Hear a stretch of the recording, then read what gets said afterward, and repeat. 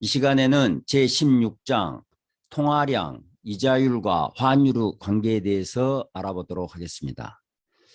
목차는 다음과 같습니다. 먼저 제1절에서 화폐 시장의 균형에 대해서 공부를 하고 2절에서는 화폐 시장과 외환 시장의 동시적 균형을 살펴보면서 화폐 공급의 변화가 환율에 미치는 단기적 관계에 대해서 알아보고 제3절에서는 장기적 관계, 그래서 통화량이 변했을 때 그것이 물가의 변화를 가져오고 자, 그런 경우에 환율에 어떤 영향을 미치는가 하는 것을 공부하도록 하겠습니다.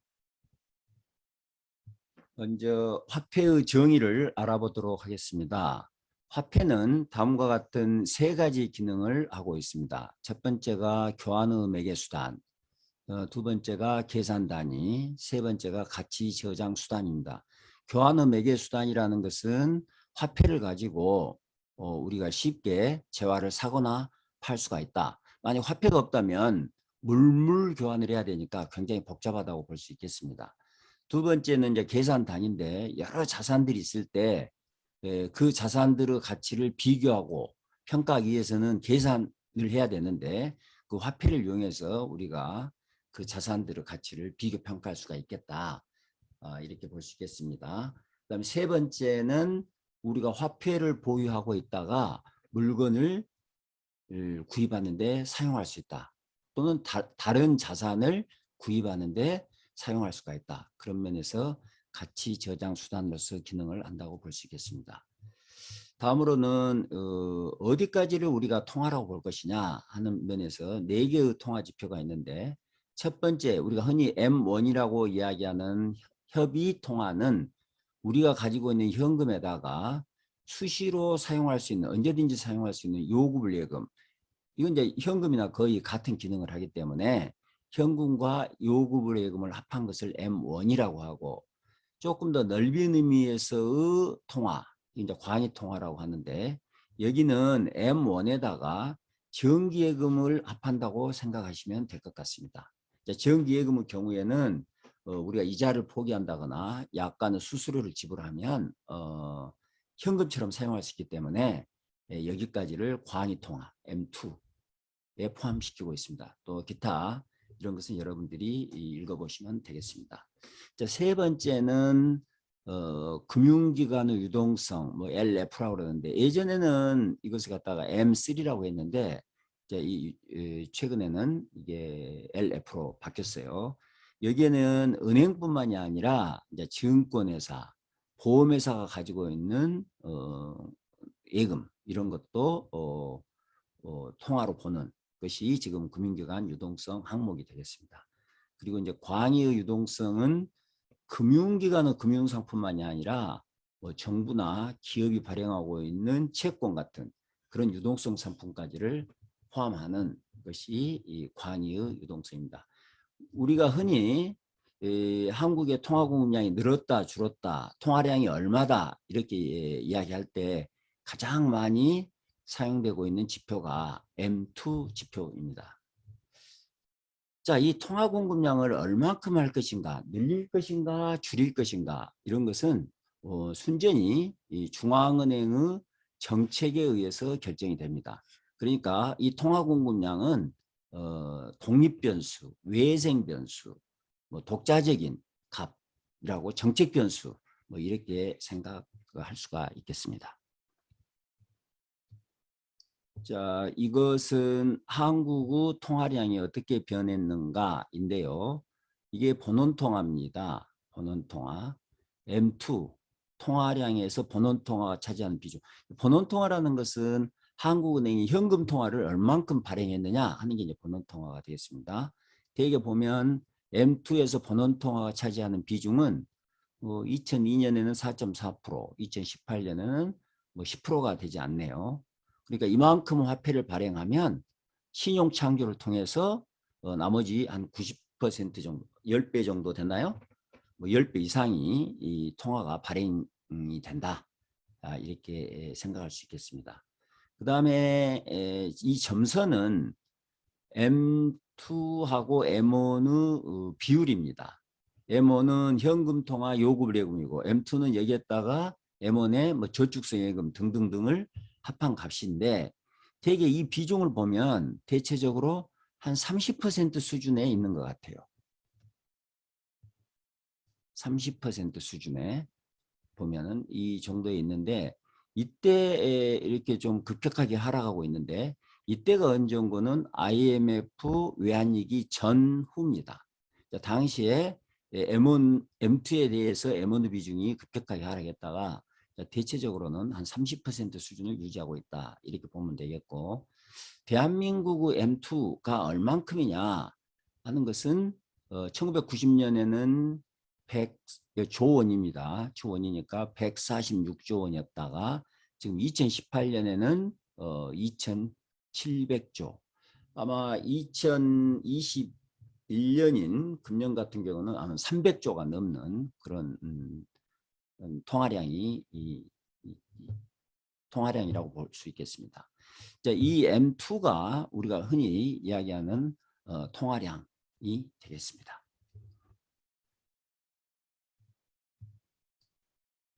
사람들은 왜 화폐를 보유하려고 할까? 여러분들이 왜 화폐를 현금이나 요금예금 쓸 수 있도록 이렇게 보유할까? 그 동기를 케이지는 세 가지로 보고 있습니다. 첫 번째는 거리적 동기, 뭐 물건을 사기 위해서 이제 이런 게 이제 거리적 동기가 되겠습니다.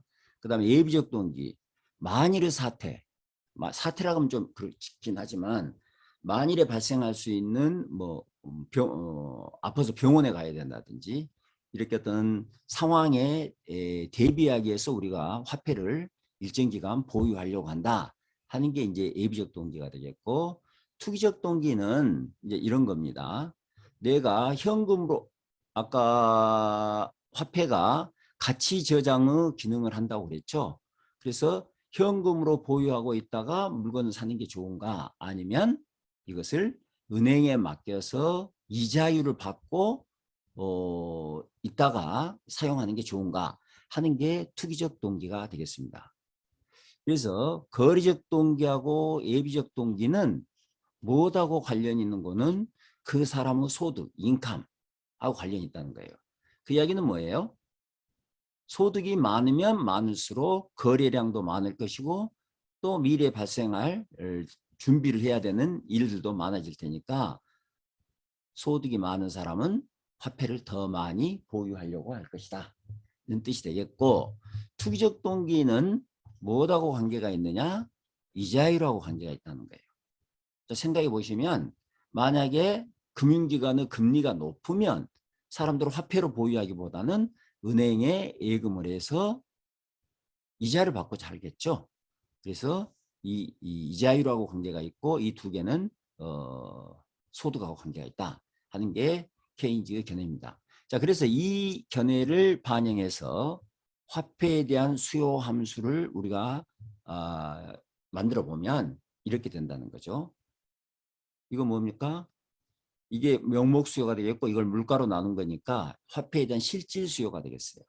그래서 화폐에 대한 실질 수요는 이자율에 영향을 받고 소득에 영향을 받는다. 대신 이자율에는 어떤 영향을 받아요? 마이너스 영향을 받죠. 왜요? 이자율이 올라갈수록 화폐를 더 적게 보유하려고 하니까 마이너스. 소득에 대해서는 플러스. 소득이 많으면 많을수록 화폐를 더 많이 보유하려고 하니까 플러스 관계가 있다. 이렇게 보면 되겠습니다. 그림을 먼저 한번 볼까요? 그림을 보시면 이게 지금 화폐의 수요 함수입니다. 화폐 수요 함수는 어때요? 우하향하고 있다. 우하향. 여기가 화폐에 대한 실질 수요가 되겠고 여기가 이자율인데 이런 이야기죠. 여기 이자율이 여기일 때 사람들은 화폐를 얼만큼 보유하려고 하느냐? 이만큼 보유하려고 한다는 거예요. 그런데 만약에 이자율이 떨어지면 은행에 예금하기보다는 차라리 화폐로 보유하는 게 낫겠다. 그래서 화폐를 더 많이 보유하려고 한다.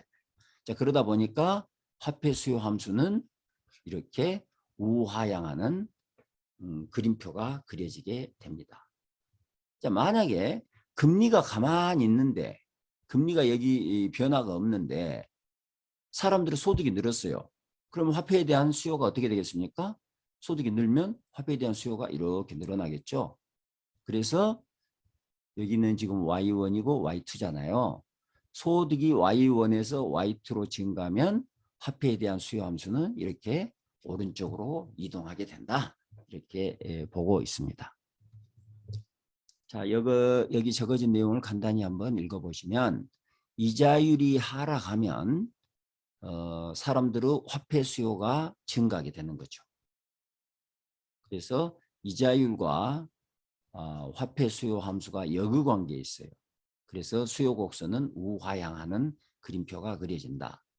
그리고 이제 소득 증가는 이 두 개는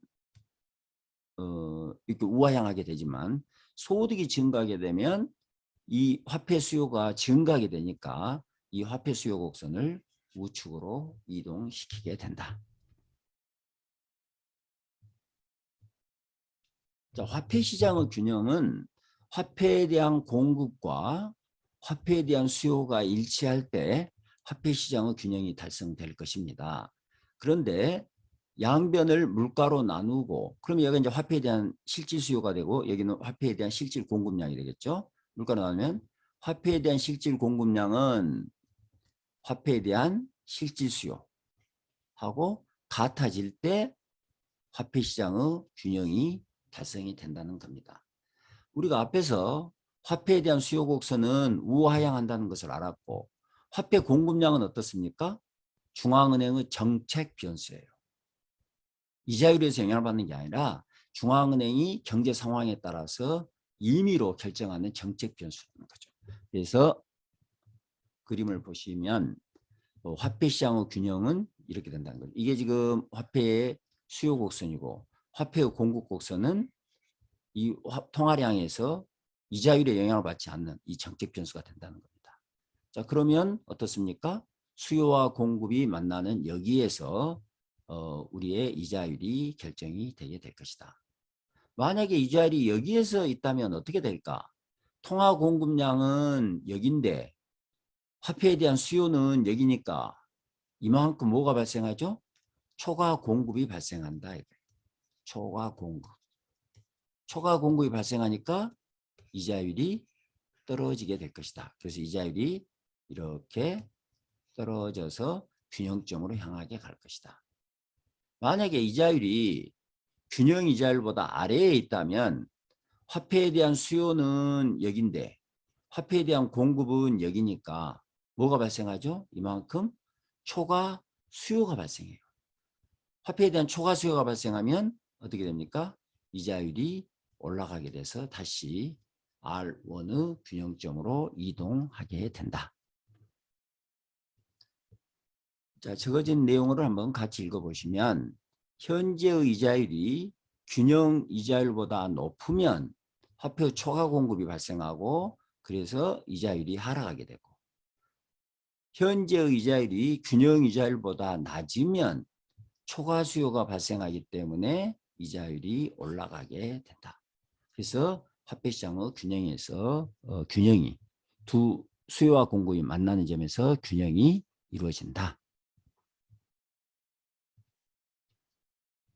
다음에는 외생 변수가 변했을 때 예를 들면 통화 공급량이 변하거나 국민소득이 변했을 때 이자율에 어떤 영향을 미치는지 한번 알아보도록 하겠습니다. 그림을 먼저 보고 이해를 해볼까요?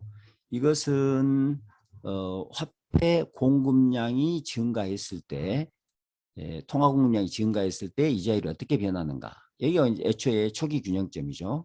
근데 중앙은행이 뭐 경제 상황이 나빴든 어떻든 무슨 이유에서든지 통화 공급량을 이렇게 늘렸어요. 통화 공급량을 늘리면 새로운 균형점이 여기에서 이루어지는 거죠. 우리가 쉽게 볼 수 있듯이 균형 이자율이 R1에서 R2로 하락한다는 것을 쉽게 알 수가 있겠습니다. 왜 이렇게 될까? 그 과정을 한번 생각을 해보면 원래 균형 이자율이 R1이었는데 중앙은행이 통화공급량을 늘렸더니 시장에서 뭐가 발생해요? 초과 화폐의 초과 공급이 발생한다. 초과 공급. 초과 공급이 발생하니까 금리가 다시 수요와 공급을 일치시키도록 이 R2까지 하락하게 된다. 그래서 통화 공급량이 증가하면 이자율이 어떻게 된다는 거예요?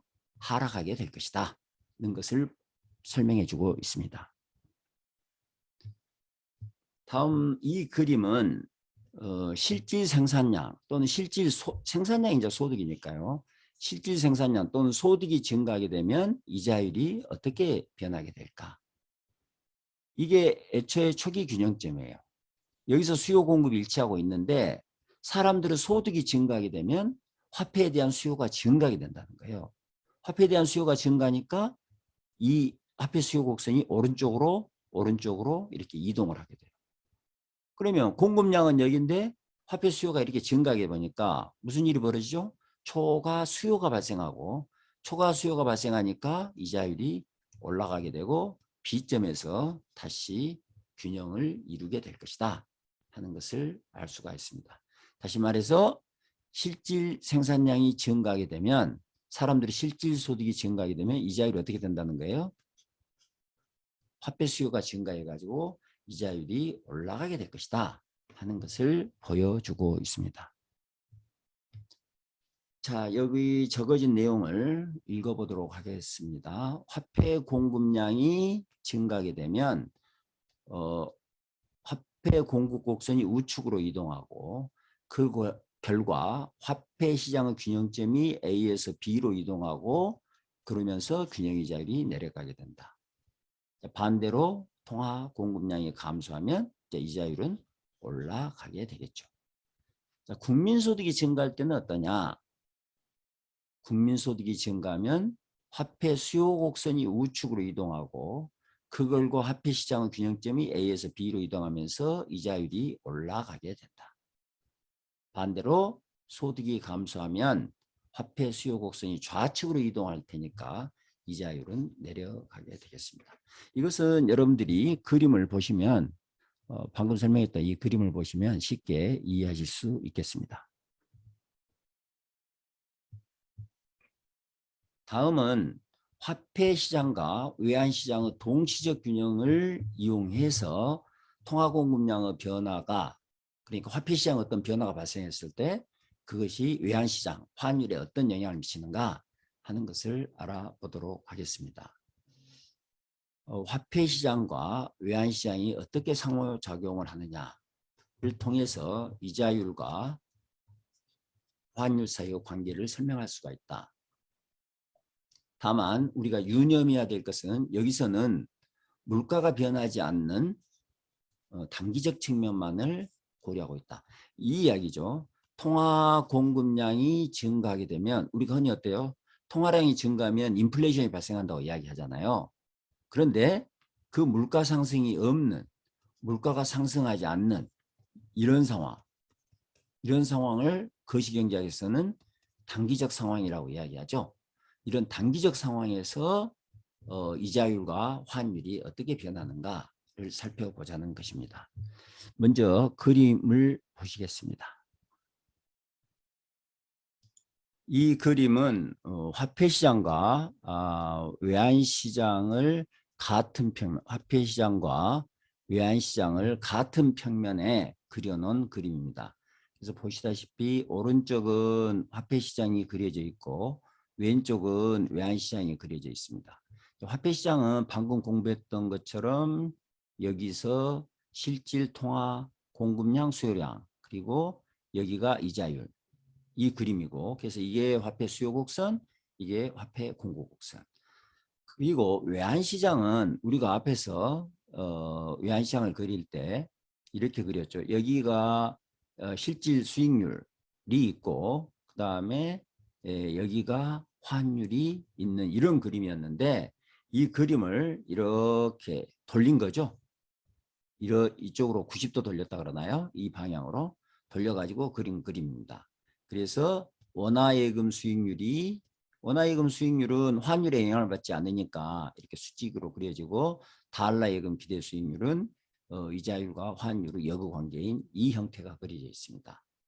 그래서 만약에 화폐 시장에서 공급량 수요량이 일치하는 A에서 균형을 이루고 A가 균형이니까 균형 이자율이 R1이 되고 균형 이자율이 R1이니까 우리나라 원화예금 수익률은 이렇게 되는 거죠. 그리고 달러예금 기대 수익률이 뭐 이런 형태였다면 외환시장의 균형은 A 프라임에서 결정이 될 것이고 그때 환율은 균형 환율은 E1이 된다. 자, 그러고 보면 화폐시장과 외환시장의 변화가 동시에 읽어질 수가 있겠습니다. 이 그림을 통해서. 이런 생각도 해볼 수가 있겠죠. 바로 배우게 되겠습니다만은 중앙은행이 통화공급량을 늘리게 되면 이렇게 선이 이동하고 균형 이자율이 내려가고 균형 이자율이 내려가니까 외환시장의 균형점이 여기서 결정이 되고 여기서 결정이 되니까 이자율이 환율이 올라가게 되고 그래서 통화 공급량이 증가하게 되면 방금 이런 과정을 통해서 환율이 올라가게 되는구나 하는 것을 우리가 이 그림을 통해서 찾아낼 수 있다는 것입니다. 자, 여기 보시면 방금 적어졌으니까 읽어볼까요? 우측은 화폐시장, 좌측은 외환시장이다. 국내 화폐시장에서 이자율이 결정이 되면 외환시장에서 균형 환율이 결정이 된다. 외환시장 균형은 이자율 평형 조건을 나타내므로 외환시장이 그림은 이자율 평형 조건으로부터 유도가 된 거잖아요. 근데 이자율 평형 조건이라는 것은 양국의 예금 수익률이 같아져야 된다는 것이고 수익률이 다르면 어떻다는 거예요? 돈이 즉각적으로 이동한다는 것이니까 이것은 국가가 자본 이동이 완전히 자유로운 이런 경제를 전제로 하고 있는 것이다.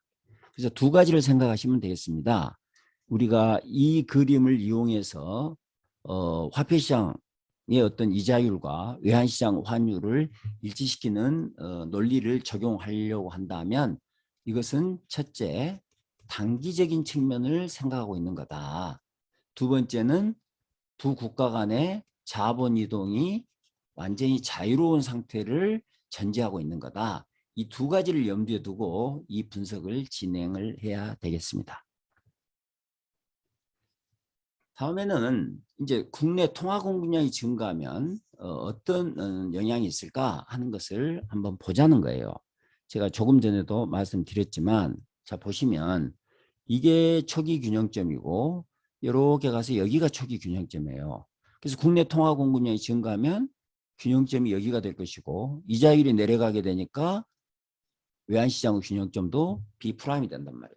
그래서 통화 공급량이 증가하면 우리가 뭘 할 수가 있어요? 통화 공급량이 증가하면 환율이 이 그림을 보면 환율이 올라가게 된다 하는 것을 쉽게 우리가 여기서 찾아낼 수가 있다는 겁니다.